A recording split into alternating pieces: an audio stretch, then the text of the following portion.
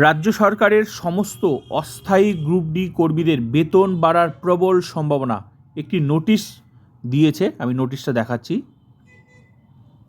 সমস্ত group D কর্মীদের মানে অস্থায়ী গ্রুপ ডি কর্মীদের ডাটা কালেক্ট করার জন্য একটা নোটিশ কিন্তু জারি হয়েছে।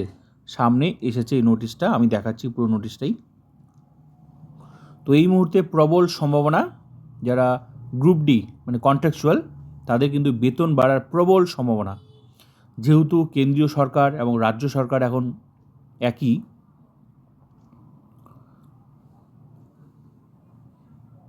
তাই প্রবল সম্ভাবনা রয়েছে।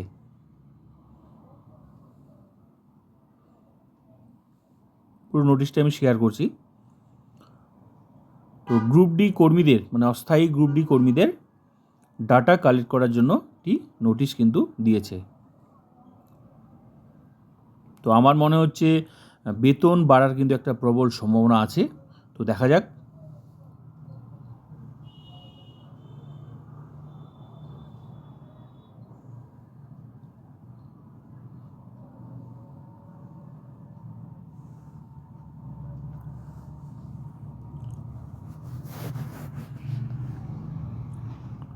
তো এই মুহূর্তে বড় খবর এটাই যে বেতন বাড়ার কিন্তু একটা প্রবল সম্ভাবনা রয়েছে।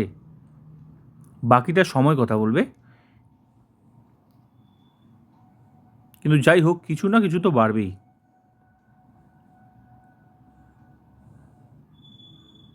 কারণ অস্থায়ী গ্রুপ ডি কর্মীদের একটা দাবিও আছে, বাড়তেও পারে। এই জন্যই হয়তো এই নোটিশটা জারি করেছে, মানে গ্রুপ ডি কর্মীদের ডাটা কালেক্ট করার।